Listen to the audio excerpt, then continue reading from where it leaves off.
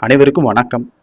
சற்று முன் வெளியான முக்கிய அறிவிப்பின்படி, வங்கிகளில் நகைக்கடன் வைத்துள்ளவர்கள் அனைவரும் பயன்பெறும் வகையில் நகைக்கடன் தள்ளுபடி குறித்து தற்போது முக்கியமான மகிழ்ச்சியான அறிவுகள் வெளியாகியுள்ளன. இதை பத்தி வீடியோல பார்க்க போறோம்.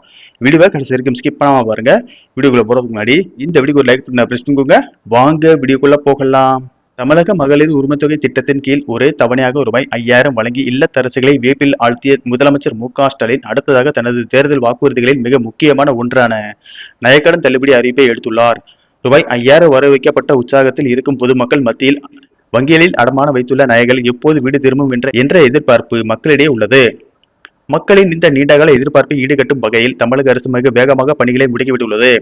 மாநிலம் முழுவதும் உள்ள கூட்டுறவு வங்கிகளில் நிலவியுள்ள நகைக்கடன்கள், தகுதியான பயனாளிகளின் பட்டியல் மற்றும் அதற்கான நிதி தேவை குறித்த விரிவான தரவுகளை உடனடியாக சமர்ப்பிக்குமாறு கூட்டுறவுத்துறை அதிகாரிகளுக்கு ரகசிய உத்தரவு பிறப்பித்துள்ளதாக தகவல்கள் கசிந்துள்ளன.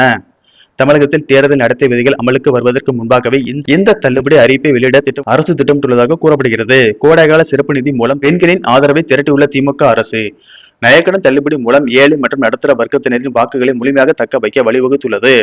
கடந்த சில ஆண்டுகளாக பொருளாதார சிக்கல்களால் தவித்து வரும் சாமானிய மக்கள் இந்த நகைக்கடன் தள்ளுபடி தங்களுக்கு பெரும் நிம்மதியை தரும் என நம்புகின்றனர்.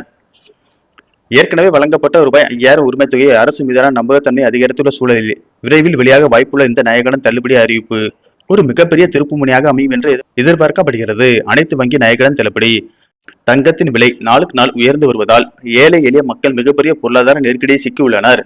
தற்போது உள்ள நகைகளை அடமானம் வைத்து வந்தாலும் ஏற்கனவே அடமானத்தில் இருக்கும் நகைகளை திருப்ப முடியாமல் சிரமப்பட்டு வருகின்றனர். கடந்த முறை நகைக்கடன் தள்ளுபடி செய்யப்பட்ட போது சில நிபந்தனைகளால் சிலருக்கு இந்த தள்ளுபடி கிடைக்கவில்லை. இந்த முறை இந்த நிபந்தனைகள் இல்லாமல் அனைவருக்கும் நகைக்கடன்கள் தள்ளுபடி செய்யப்பட வேண்டும் என்றும், கூட்டுறவு வங்கிகள் மட்டுமில்லாமல் அனைத்து வங்கிகளில் பெறப்பட்ட நகைக்கடன்கள் தள்ளுபடி செய்ய வேண்டும் என்று மக்கள் கோரிக்கை விடுத்துள்ளார்கள். இந்த கோரிக்கைகளை அரசு பரிசீலித்து வருவதாகும். இதற்கான அறிவிப்பு விரைவில் வெளியாகும் என்று தகவல்கள் தெரிவிக்கின்றன. நன்றி, வணக்கம்.